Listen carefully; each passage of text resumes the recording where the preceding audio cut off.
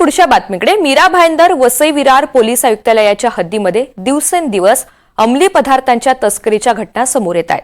मात्र दुसरीकडे नाला सोपाऱ्यातील आचोळे पोलीस हद्दीमधील एका हॉटेलमध्ये हुक्का पार्लर सुरू असल्याचं समोर आलंय। या ठिकाणी मोठ्या संख्येने तरुण वर्ग नशेत झिंकताना दिसून येत आहेत। नाला सोपारा पूर्वेतील royal palace family restaurant and बारच्या वर हा हुक्का पार्लर राजरोसपणे चालत आहे।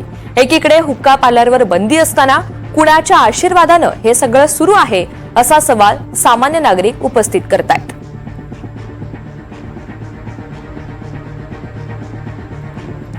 मीरा भाईंदर वसई विरार पोलीस आयुक्तालयाच्या हद्दीमध्ये आता दिवसेंदिवस अंमली पदार्थांच्या तस्करीच्या घटना समोर येत आहेत। दुसरीकडे नाला सोपाऱ्यातील आचोळे पोलीस हद्दीतच एका हॉटेलमध्ये चक्क हुक्का पार्लर सुरू असल्याचं समोर आलेलं आहे।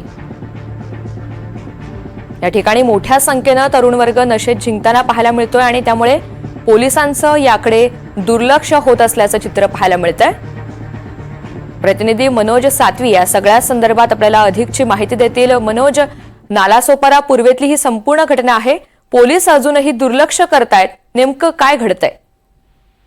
ऋतुजा, नक्कीच आपण गेल्या काही दिवसांपासून पाहतोय वसई विरार आणि मीरा भाईंदर हे पोलीस आयुक्तालय आहे, याच्या अंतर्गत जे अंमली पदार्थांचे जे गुन्हे आहेत ते मोठ्या प्रमाणात होत आहेत। मात्र आचोले पोलीस स्टेशन आहे, या पोलीस स्टेशनच्या जवळच एका हॉटेलच्या वरच्या माळ्यावर मोठ्या प्रमाणात अशा प्रकारचा हुक्का पार्लर सुरू आहे आणि हा बिनदिक्कतपणे सुरू आहे। संध्याकाळपासून ते पहाटे 5 वाजेपर्यंत हा हुक्का पार्लर सुरू असतो आणि याच्यामध्ये तरुणाई आहे ती नशेमध्ये धुंद असताना आपल्याला बघायला मिळते।